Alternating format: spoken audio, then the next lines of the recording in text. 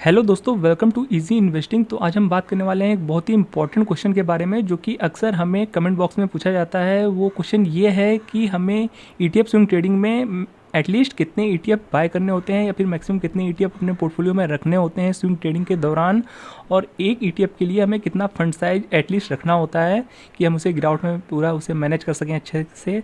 तो ये सारा क्वेश्चन हम इस वीडियो में लेने वाले हैं। तो अगर आप भी ईटीएफ में स्विंग ट्रेडिंग करते हैं तो ये वीडियो आपके लिए काफ़ी इन्फॉर्मेटिव हो सकता है, तो वीडियो के अंत तक जरूर बने रहिएगा। तो ये सारे क्वेश्चन हम इस वीडियो में डिस्कस करने वाले हैं। तो चलिए वीडियो को शुरू करते हैं विदाउट वेस्टिंग एनी टाइम। तो सबसे पहले दोस्तों यहाँ आप देख सकते हैं ये है ग्रो का प्लेटफॉर्म, और यहाँ पर हमने 20 ईटीएफ का एक वॉच लिस्ट तैयार करके रखा हुआ है, जो कि आप अपने स्क्रीन में देख सकते हैं, जिसका कि नाम हमने दिया है ईटीएफ स्विंग ट्रेडिंग। और इसमें वो 20 ईटीएफ हैं जो कि मार्केट में काफ़ी फेमस ईटीएफ है और आप इन्हें भली भांति पहचानते होंगे, और इसमें अच्छा खासा वॉल्यूम भी जनरेट होता है। तो ये मार्केट के टॉप 20 ईटीएफ्स भी आप इन्हें बोल सकते हैं, और जनरली हम इन पर वीडियो बनाते भी रहते हैं आपके सामने। तो पहले तो आप इन ईटीएफ्स को देख लीजिए और फिर हम बात करते हैं अपने क्वेश्चन की। तो सबसे पहला क्वेश्चन हमारा जो ये आता है दोस्तों, कि पहला क्वेश्चन यही है कि हमसे जो अक्सर पूछा गया है कि हमें जो ईटीएफ स्विंग ट्रेडिंग करते हैं तो हमें क्या बहुत सारे ईटीएफ बाय करने होते हैं, या फिर हमें कुछ ईटीएफ्स में काम करके भी हमारा काम अच्छा खासा चल सकता है। क्या हमें कई सारे सेक्टर को कवर करने के लिए बहुत सारे ईटीएफ बाय करना जरूरी है? देखिए, इसका आंसर डायरेक्ट नहीं है। आपको अपने पोर्टफोलियो के हिसाब से ही काम करना होता है। इसमें कई सारे टर्म्स ऑफ कंडीशन है, और सबसे बड़ा टर्म्स ऑफ कंडीशन यही है कि आपका जो फंड साइज है वो आपको कितने ईटीएफ को बाय करने का अलाउ करता है। यानी हम देखिए, एक स्टैंडर्ड जो तरीका होता है एक ईटीएफ में पोजीशन लेने का, तो एक ईटीएफ में हम मिनिमम 50,000 रुपये मान के चलते हैं, क्योंकि देखिए हमें कहीं ना कहीं ईटीएफ में जो होता है कि हम एक बार में तो पैसा लगाते नहीं है, हम हर गिरावट में थोड़ा थोड़ा पैसा लगाते हैं। लाइक 5% की गिरावट में हम एक लॉट बढ़ाते हैं, और एक ईटीएफ में कम से कम हम 4 लॉट तो लेके चलते ही हैं। तो अगर हमको 4 लॉट लेके चलना है किसी ईटीएफ में, तो उसके लिए ही 40,000 हो गया। और एक लॉट हम एक्स्ट्रा इसलिए रखते हैं कि इन केस वर्स्ट केस आ गया और मार्केट में कुछ ऐसी कंडीशन आ गई जहाँ पे काफ़ी गिरावट हो गई, तो एक एक्स्ट्रा लॉट भी हम लेके चलते हैं, और उससे हम कहीं ना कहीं एक बड़ी गिरावट में अगर आप पोजीशन लेंगे तो वो एक लॉट आपको बहुत ही हेल्प कर जाता है, जो कि आपका एक एक्स्ट्रा लॉट होता है। तो कम से कम आप एक ईटीएफ में 50,000 लेके एटलीस्ट चलना ही होता है, क्योंकि देखिए इस तरह में आपका एक लॉट जो बनेगा वो 10,000 रुपये का होगा। तो देखिए, अगर आप 10,000 रुपये का लॉट पे अगर आप 5% की प्रॉफिट बुक करेंगे, जो कि जनरली हम एक लॉट पे 5% एटलीस्ट बुक करते हैं, कम से कम 5% का प्रॉफिट लेते हैं, तभी हम एग्जिट होते हैं किसी लॉट पे। तो देखिए 10,000 का 5% होता है 500 रुपये।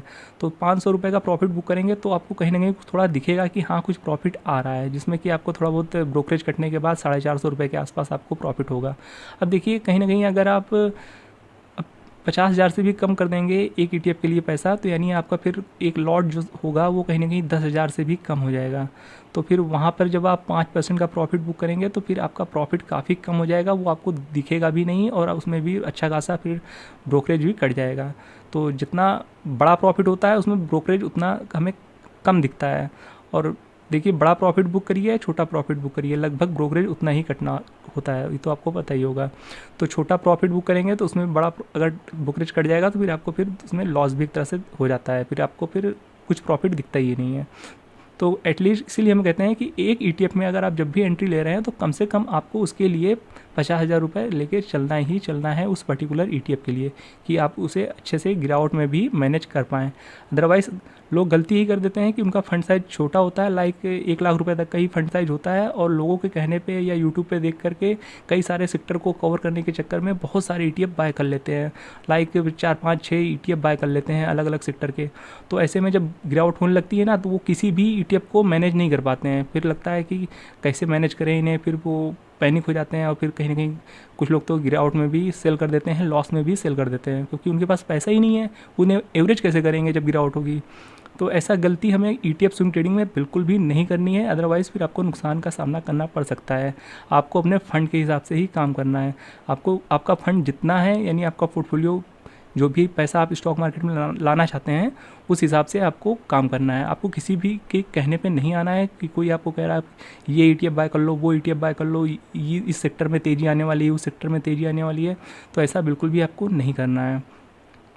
बाकी हमने आपको यहाँ पर 2 क्वेश्चन का जवाब दे दिया है कि एक ETF के लिए आपको मिनिमम कितना पैसा लेके चलना है, जो कि हमने बता दिया 50,000 रुपये। और हमने आपको ये भी बता दिया है कि आपको मतलब कि ऐसा कोई ज़रूरी नहीं है कि आपको बहुत सारे ETF बाय करने ही हैं, आपका जो फंड साइज़ है उसी के हिसाब से आपको काम करना है। और इन केस आपका पोर्टफोलियो बहुत बड़ा है, लाइक 5 लाख रुपए है या उससे ज़्यादा का फंड साइज़ है, या 4 लाख है, 5 लाख है, 6 लाख रुपए है, तो आप बाय कर सकते हैं। ऐसा कोई ज़रूरी नहीं है, आप कई सारे सेक्टर में इन्वेस्ट कर सकते हैं, तो आपका पोर्टफोलियो अच्छे से डाइवर्सिफाई भी हो जाएगा। पर वो तभी करना है आपको जब आपका फंड साइज़ बड़ा हो। तो अगर आपका फंड साइज़ जो है वो 1 लाख रुपए का ही है, तो कोशिश करिए 1-2 ETF में ही आपको काम करना है, 2 ETF में ही आपको स्विंग ट्रेडिंग करना है। और बहुत ही आपको बाय करना है तो मैक्सिमम से मैक्सिमम 3 ETF 1 लाख रुपए में कर सकते हैं काम। इससे ज़्यादा आप मत करिएगा, अदरवाइज़ गिरावट हुई तो आप उन्हें मैनेज नहीं कर पाएंगे, फिर आप पैनिक हो जाएंगे, क्योंकि आपके पास उतना फंड ही नहीं है, तो फिर मैनेज उसे कैसे करेंगे इन केस गिरावट आती है तो। और देखिए कहीं ना कहीं इस चीज़ का भी आपको ध्यान रखना है कि ऐसा नहीं है कि अगर आपका फंड साइज बड़ा है तो आप बहुत सारे ETF बाय करके रख लें, तो ऐसा भी कोई हमें ज़रूरी नहीं है। आपको पैसा ही तो कमाना है ETF में, तो ऐसा कोई ज़रूरी नहीं है कि आपको बहुत सारे ETF बाय करने ही हैं। तो अगर आप 5-6 ETF भी अपने पोर्टफोलियो में रखेंगे और आपका फंड साइज बड़ा है तो आप उतने में भी अच्छा खासा प्रॉफिट कमा लेंगे। देखिए ऐसा हर समय नहीं होता है कि सारे सेक्टर ही नीचे चल रहे होते हैं, तो आपको ऐसे ETF को टारगेट करना होता है जो कि उस समय गिरावट में चल रहे होते हैं। लाइक अभी की बात की जाए तो अभी के टाइम पे IT सेक्टर बहुत गिरा हुआ है, तो ऐसे में अगर आप किसी एक ETF में अपनी होल्डिंग बढ़ा भी देंगे तो उसके लिए कोई बड़ी दिक्कत वाली बात नहीं है, क्योंकि ETF में रिस्क कम होता है, ये कोई स्टॉक तो है नहीं, तो इसमें थोड़ा बहुत कोई ज़रूरी नहीं कि आपको इक्वल अमाउंट सारे ETF में ही डालने हैं। अगर किसी ETF में या किसी सेक्टर में आपको इस समय बहुत बड़ी गिरावट देखने को मिल रही है, वहाँ पे आपको कहीं ना कहीं अपॉर्चुनिटी दिख रही है, तो कहीं ना कहीं आप किसी एक सेक्टर में या किसी ETF में थोड़ा फंड साइज बढ़ा भी सकते हैं। और ऐसा आपको कभी भी नहीं होगा कि सारे सेक्टर ही डाउन होंगे।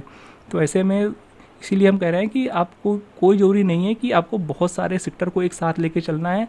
आप मैक्सिमम 4-5-6 सेक्टर को भी लेके चलेंगे ना, अगर आपका ये हम उस केस की बात कर रहे हैं जब आपका फंड साइज बड़ा है, उसी केस की बात कर रहे हैं। अगर आपका छोटा फंड साइज है तब तो आपको फिर लाइक अगर 1 लाख का पोर्टफोलियो है तो आपको 2-3 ETF से ज़्यादा बिल्कुल भी काम नहीं करना है इसके ऊपर। हम यहाँ पर अभी जो बात कर रहे हैं वो बड़े पोर्टफोलियो की बात कर रहे हैं, जिनका पोर्टफोलियो 4-5 या 6 लाख रुपए है, उससे ज़्यादा का है। तो अगर आपका पोर्टफोलियो बड़ा भी है, जैसे कि हमने पहले बताया आपको, वापस से आते हैं उसी बात पे, तो कोई ज़रूरी नहीं है आपको कई सारे ETF में काम करना ही करना है। किसी सेक्टर में अगर आपको ज़्यादा गिरावट दिख रही है तो आप थोड़ा बहुत वहाँ पे फंड बढ़ा भी सकते हैं, क्योंकि ETF है, वहाँ पे आपको रिस्क कम है, टाइम के साथ ऊपर ही जाना है, आपको भी पता है, हमें भी पता है। तो कोई स्टॉक तो है नहीं, वहाँ पे कई सारे स्टॉक हैं, वो टाइम के साथ रिकवर करता ही करता है, कोई भी सेक्टर हो या फिर कोई भी इंडेक्स हो।